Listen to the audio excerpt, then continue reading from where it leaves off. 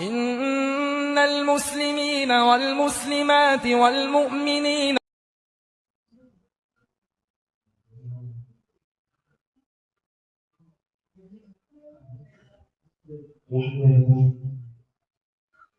الحمد لله نحمده ونستعينه ونستغفره ونعوذ بالله من شرور انفسنا ومن سيئات اعمالنا من يهده الله فلا مضل له ومن يضلل فلا هادي له واشهد ان لا اله الا الله وحده لا شريك له واشهد ان محمدا عبده ورسوله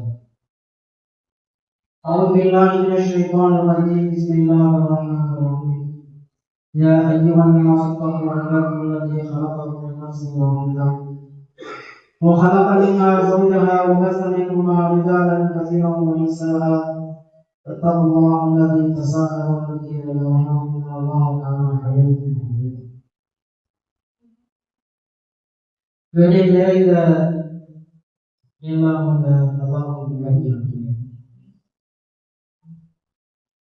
நன்மைகளை விரைந்து செய்வோம் என்ற தலைப்பின் கீழ் நேற்றைய தினம் பல்வேறு செய்திகளை நாம் அறிந்தோம். அல்லாஹ் ரப்பல் ஆலமீன் திருமறை குர்ஆனில் இதை குறித்து பல்வேறு தகவல்களை சொல்லி காட்டுகிறார். உங்களுக்கு மரணம் வருவதற்குள் நீங்கள் விரைந்து நன்மைகளை செய்யுங்கள், தாமதப்படுத்தாதீர்கள், அலட்சியப்படுத்தாதீர்கள். மரணம் உங்களை நோக்கி வந்து கொண்டிருக்கின்றது, மரணத்தை சந்திக்கக்கூடியவர்களாக இருக்கின்றீர்கள் என்று அல்லாஹ் ரப்பல் ஆலமீன் நமக்கு ஒரு எச்சரிக்கையாகவே சொல்லி வருகிறார். உலகத்தில் பார்த்தோம் என்று சொன்னால் எல்லா மனிதர்களும் மரணத்தை நோக்கி சென்று கொண்டிருக்கின்றார்கள், மரணத்தை சந்திக்கக்கூடியவர்களாக இருக்கின்றார்கள். ஒரு மனிதனுக்கு மரணம் வந்துள்ளதானால் எல்லா அமல்களும் துண்டிக்கப்பட்டுள்ளோம். நம்ம எதுவுமே எந்த அமலும் செய்ய முடியாது, அல்லாஹ்வுக்கு அனுமதி கேட்க முடியாது.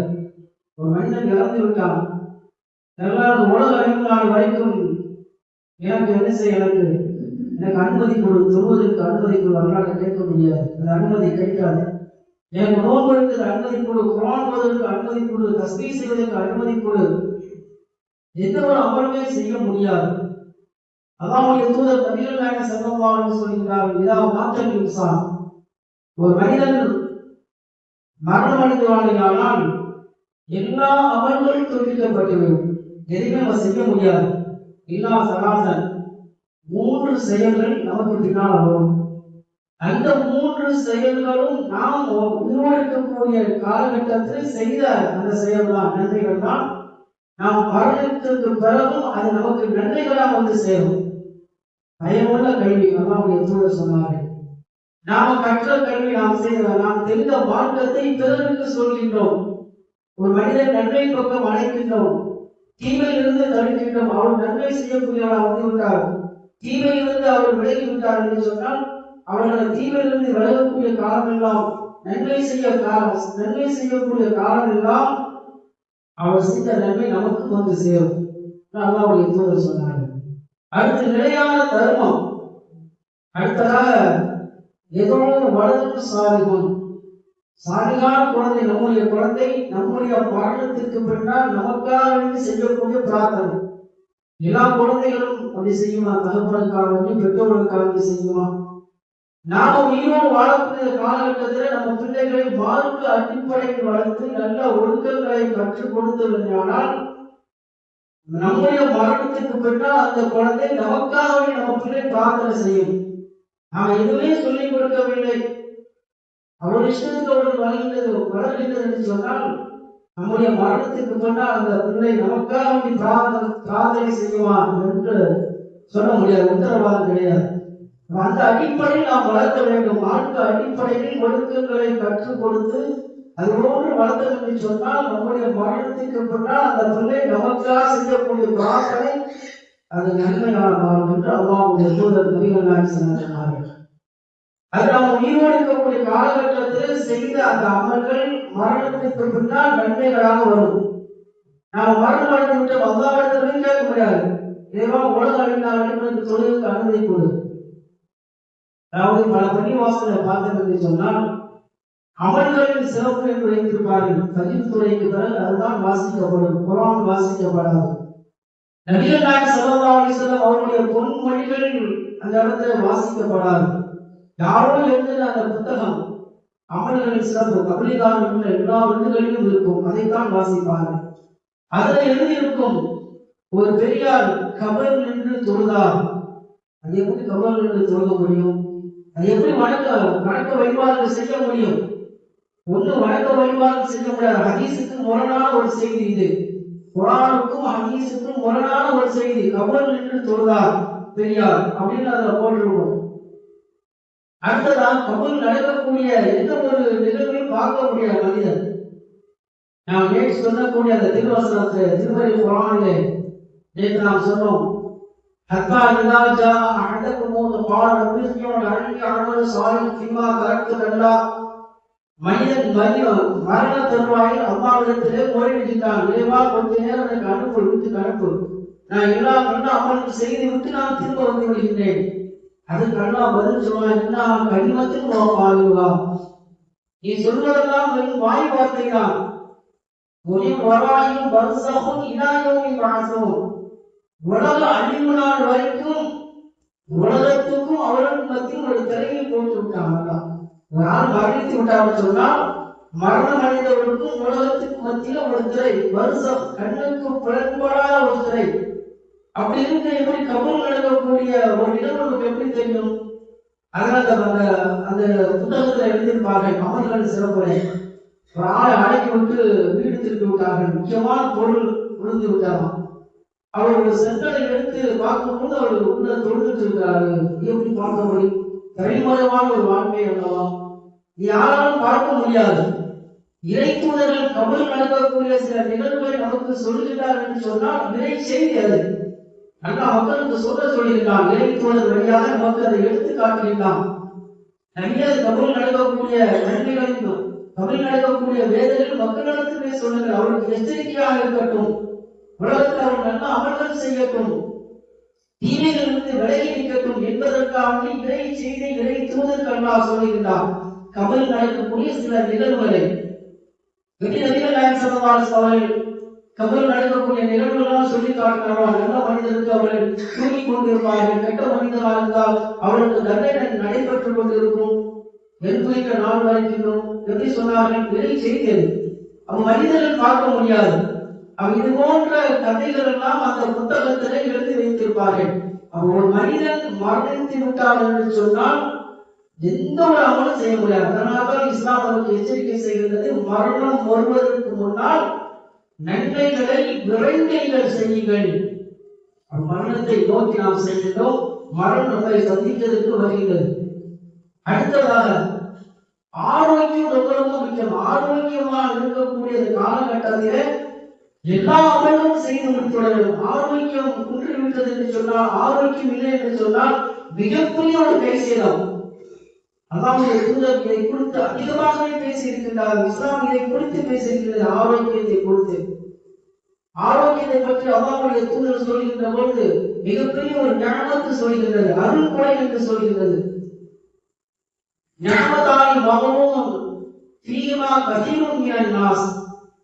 அல்லாஹ்வுடைய தூதர் சொல்கின்றார்கள், மனிதர்களே அதிகமானவர்கள் இரண்டு அருள்படை விஷயத்திலே ஏமாற்றப்பட்டு அலட்சியப்படுத்தப்படுகின்றார்கள், ஏமாற்றப்பட்டு அதாவது மிகப்பெரிய இழப்புக்கு உள்ளாகின்றார்கள்.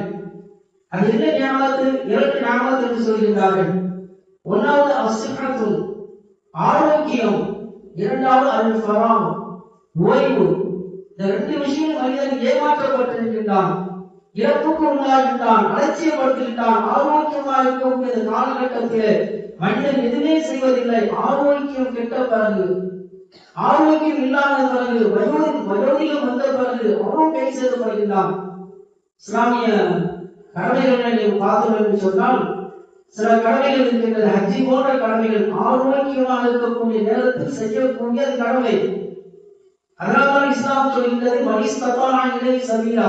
நீங்கள் ஹஜ்ஜி செய்வதாக இருந்தால் ரெண்டு விஷயங்கள், ரெண்டு காரணங்கள், முக்கியமான காரணங்கள் இருக்க வேண்டும், இரண்டு அம்சங்கள் இருக்க வேண்டும். ஒன்று பொருளாதாரம் இருக்க வேண்டும். யாருக்கும் கடன் வாங்கினா போகக்கூடாது. நம்ம அடுத்த பொருளாதாரம் இருக்க வேண்டும், அடுத்ததாக உடல் ஆரோக்கியம் இருக்க வேண்டும். இதை அல்லாஹ் ரப்பல் ஆலமீன் சேர்த்து சொல்லுகின்றான். பொருளாதாரம் இருக்க வேண்டும், உடல் ஆரோக்கியம் இருக்க வேண்டும். லட்சக்கணக்கான மக்கள் அங்கே கூடுகின்றார்கள், குறுகுகின்றார்கள்.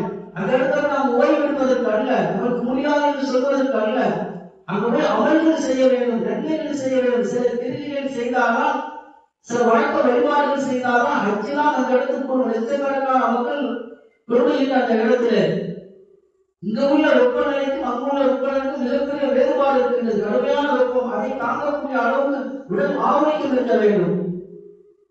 அதேபோல மக்கள் குடும்பத்தின் அந்த இடத்துல கடுமையான பணி இருந்தாலும் அப்படிதான் பணி இருக்கும். அப்ப அதெல்லாம் தாண்டி கூட அளவுக்கு உடல் ஆரோக்கியமா இருந்தால்தான் இரவில அந்த கடமைகளை நிறைவேற்ற வேண்டும் என்ற ஒரு ஆர்வம் ஆசை இருந்தால்தான் அந்த கடமைகள் எல்லாம் நம்ம செய்ய முடியும். பல மனிதர்களை நீங்கள் பார்க்கின்றோம். பல மனிதர்களுடைய வீடுகளில் பார்த்தோம் என்று சொன்னால், ஐங்காலம் வாக்கு சொல்லப்பட்டு விட்டால் தொழுக போங்க போங்க போங்க சொல்லுவாங்க. நண்பர்கள் தொழிலுக்கு வாங்க வாங்க அழைப்பாங்க, அப்பெல்லாம் வரமாட்டாங்க, காது கொடுத்து கேட்க மாட்டாங்க, அலட்சியப்படுத்திடுவார். ஆரோக்கியமா இருக்க காலகட்டத்தில் ஆரோக்கியம் குன்றிய பிறகு, உடம்பு சரியில்லாம போன பிறகு வாங்க சொல்லப்படும், பணியா சொல்ல தொழுகம் ஒத்தக்காலம் இருப்பாரு. யாரும் வர முடியாது, துணை இல்லாமல் வர முடியாது. யாராவது நாள் கையில கொடுத்தா போடுற பக்கத்து தருணத்துக்கு வர முடியாது. எவ்வளவு பெரிய கை சேதம். இன்னைக்கு அதிகமான மக்கள் இருக்கின்றார்கள் இல்லையா? இன்னைக்கு எத்தனை வருத்தப்படுகின்றார்கள், நம்மளுக்கு சொல்லி அழுகின்றார்கள். அப்பெல்லாம் நல்லா இருந்தேன், எனக்கு தொழுக ஆசையா இருந்தது, அப்பெல்லாம் தொழுக மனமே இல்லாமல் இருந்தது, இப்போ போகும் நாளைக்கு போகுது, எனக்கு உடம்பு சரியில்லாமல் இருக்கின்றது, இப்பதான் அல்லாஹ்வுடைய நினைவுகள் வருகின்றது, அல்லாஹ்வுடைய அருள்படைகள்லாம் எனக்கு ஞாபகம் வருகின்றது. அல்லாஹ் இப்படியெல்லாம் நம்ம வாழ வைத்தான், இப்படியெல்லாம் ஆரோக்கியமாக. அந்த நேரத்துல வீட்டுல தொழு போகும்போது சொன்னார்கள், நான் போகவில்லை. நண்பர்களெல்லாம் அழைத்தார்கள், நான் வரவில்லை. இப்ப எனக்கு ஆசையா இருக்கின்றது, ஆர்வமா இருக்கின்றது, அவரால் வர முடியவில்லை. நீ பார்க்கிறோமா இல்லையா? ஆரோக்கியமா இருக்கக்கூடிய காலகட்டத்திலே எல்லா அமல்களும் செய்து விரைந்து செய்ய வேண்டும். இதுதான் இஸ்லாம் சொல்கிறது. ஆரோக்கியமா இருக்கக்கூடிய காலகட்டத்திலே நீங்கள் விரைந்து நன்மைகளை செய்யுங்கள். ஆரோக்கியம் கெட்ட பிறகு ஒன்றுமே பண்ண முடியாது, பயன் இல்லை, வருத்தப்பட்டு எந்த பயனும் இல்லை.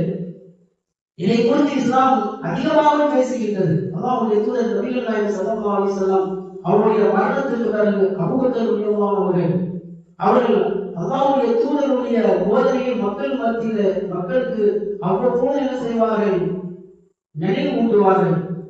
அஸ்அலுல்லாஹுல் அஃப்வ வல் ஆஃபியா சொல்வார்கள். அஸ்அலுல்லாஹுல் அஃப்வ வல் ஆஃபியா, அல்லாஹ்விடத்தில் நீங்கள் மன்னிப்பை கேளுங்கள், ஆரோக்கியத்தை கேளுங்கள் என்று நபிகள் நாயகம் ஸல்லல்லாஹு அலைஹி வஸல்லம் அவர்கள் அடிக்கடி சொல்லக்கூடிய வார்த்தை என்று அபூபக்கர் ரலியல்லாஹு அவர்கள் மக்களுக்கு ஞாபகம் ஊட்டுவார்கள்.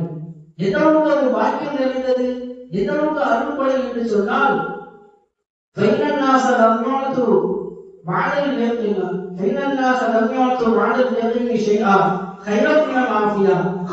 மனிதனுக்கு செய்யக்கூடிய மிகப்பெரிய அருள்படை செய்த அருள்படை என்னவென்று தெரியுமா? நாமெல்லாம் நம்பிக்கை கொண்டு அல்லாஹ் மீது நம்பிக்கை கொண்டு இருக்கிறது, இதுதான் மிகப்பெரிய ஒரு அருள்படை. அல்லாஹ் கொடுத்த அருள்படை மிகப்பெரிய அருள்படை. அல்லாஹ் ஈமான் உறுதியா இருக்கின்றவன் அல்லாஹ்வுடைய அருள்படை. அதுக்கு அடுத்ததாக ஒரு அருள்படை இருப்பதானால் ஆரோக்கியம் என்று சொன்னார்கள். அதனால இஸ்லாமிய வணக்க வழிபாடுகள் எல்லாம் எடுத்து பார்த்தோம் என்று சொன்னால், தொழுகை விஷயத்தான் அல்லாஹ் ரப்பல் ஆலமீன் கடுமையாக, அதாவது இந்த ஒரு சந்தர்ப்பத்தில் தொழுகை விடக்கூடாது என்று நமக்கு போதித்த இஸ்லாம், நம்முடைய ஆரோக்கியத்தை கருதி சில நேரங்களில் தொழுகைக்கு சலுகைகள் வழங்கப்படும். தொழுதே ஆக வேண்டும். அதனால் நம்முடைய ஆரோக்கியத்தை கருத்தில் கொள்கின்றது, ஆரோக்கியத்துக்கு முக்கியத்துவம் தருகின்றது இஸ்லாமிய மார்க்கம். நீங்க உங்க கண்ணில் கை வைக்க முடியலையா, நீங்க என்ன செய்ய தயமம் செய்து கொள்ளுங்கள். நீங்கள் நீண்ட பிரயாணத்தில் செய்கின்றீர்கள், கஷ்டப்பட தேவையில்லை. 4 ரக்காத்தை 2 ரக்காத்தாக சொல்லிக் கொள்ளுங்கள். 2 நேர தொழிலை சேர்த்து தொழுது கொள்ளுங்கள். நீ ரொம்ப வருந்திக்க தேவையில்லை. நம்முடைய ஆரோக்கியத்துக்கு அவ்வளவு முக்கியத்துவம் கொடுக்கின்றது. எப்படி இஸ்லாம் ஆரோக்கியத்துக்கு எவ்வளவு முக்கியத்துவம் கொடுக்கின்றது? நபிகள் நாயகம் ஸல்லல்லாஹு அலைஹி வஸல்லம் அவருடைய காலகட்டத்தில் மக்கள் எல்லாம் ஹஜ்ஜுக்கு செல்கிறார்கள். ஒரு மனிதன் ஹஜ்ஜோ உம்ராவோ செய்யக்கூடிய நிலையில் இருப்பதனால் இஹ்ராம் கட்டுவார்கள்.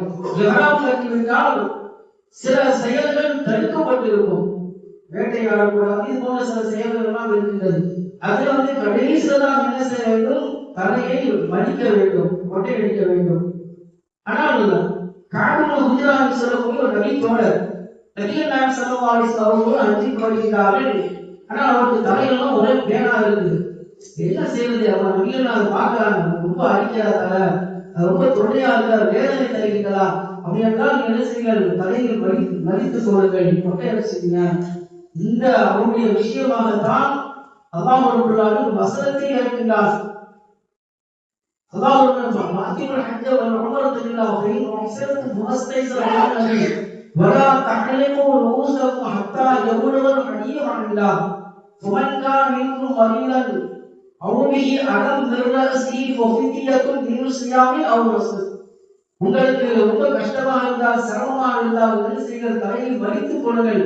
இவ்வளவு விஷயமாக ஆரோக்கியம் குறித்து அப்படி கஷ்டப்பட்டு ஒரு அமலை செய்ய தேவையில்லை. நமக்கு ஆரோக்கியத்தை மீது அவ்வளோ அல்லாஹ் நமக்கு கவனம் செலுத்துகின்றான். அப்போ ஒரு மனிதனுக்கு ஆரோக்கியம் என்பது ரொம்ப ரொம்ப முக்கியமான ஒரு விஷயம். ஆரோக்கியமாக இருக்கக்கூடிய காலகட்டத்தில் எல்லா அமல்களுக்கும் முடித்துவிட வேண்டும்.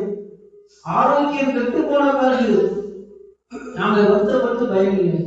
அதே போன்று ஓய்வு, ஓய்வான மனிதனுக்கு எவ்வளவு ஓய்வுகள் கிடைக்கின்றது. ஓய்வான நேரத்தில் நம்ம நன்மைகளை செய்வதற்கு பயன்படுத்திக் கொள்ள, நேரத்தை பயன்படுத்திக் கொள்ள வேண்டும்.